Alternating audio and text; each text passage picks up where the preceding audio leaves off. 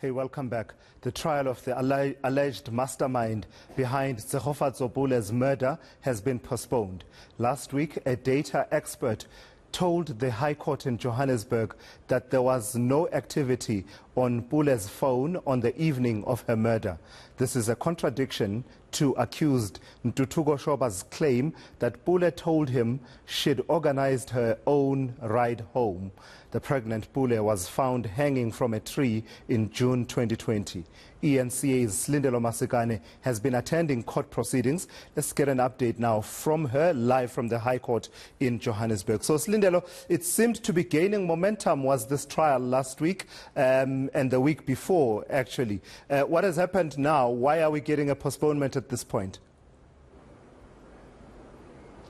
Well, it seems that momentum is slowing down now, Tulas. We are officially in the third week of this trial of Nthuthuko Shoba here in the High Court sitting in Johannesburg. And over the past 2 weeks, we've been hearing testimony from the witnesses coming from the state at this point. They are the ones that are leading their evidence. We started with a friend of Tshegofatso Pule's, Tshegofatso Pule, followed by her cousin. And then we had the testimony from the convicted murderer, as well as data experts who were unpacking those cell phone records on the week leading up to the murder of Tshegofatso Pule, talking about where and when Pule as well as Shoba and Malepane used their cell phones. Now, what we were expecting today, in fact, when court proceedings began last week, the defense had asked the state as well as the court to recall that first witness, Tshegofatso, back to the stand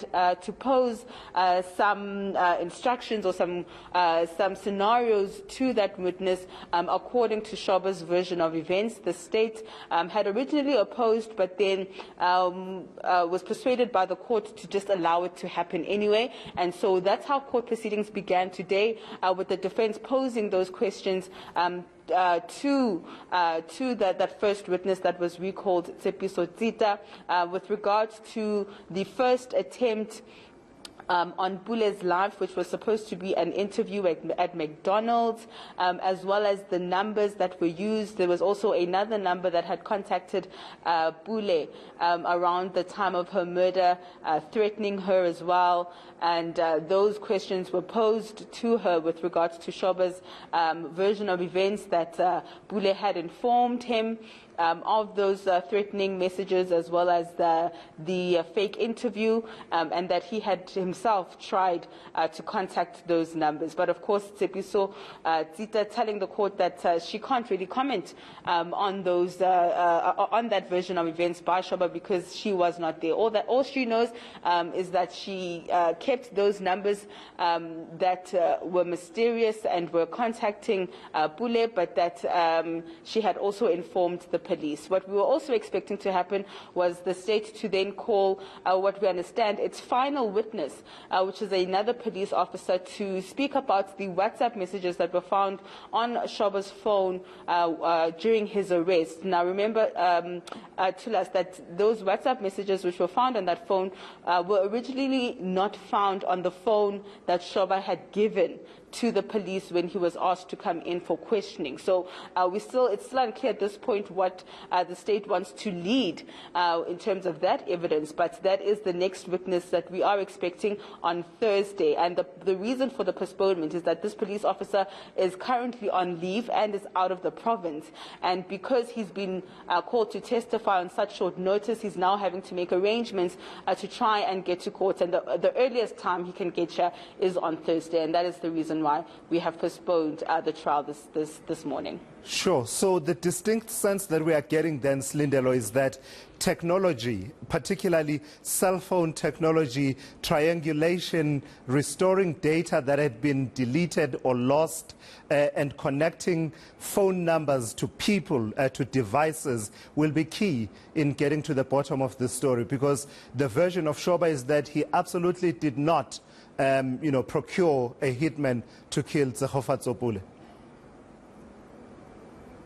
Yes, but what we understand is that Shoba has given at least 3 different statements in terms of his relationship with the convicted murderer, Muzigaise Malepane. At first, during the bail, he was actually alleging that Malepane and Pule were in a relationship and that Tshegofatso was actually carrying Malepane's child, but now that version has changed, and he's saying that he and Pule had a good relationship. They, were preparing to have this baby, and he was as equally excited to have this baby as Pule. So at this point, what the state is trying to show the court, I'm assuming, Tulas, is that connection between Malepane and the no connection actually between Pule as well as Malepane, and that the version of events that Shoba is wanting to put to the court is just simply untrue. And so I think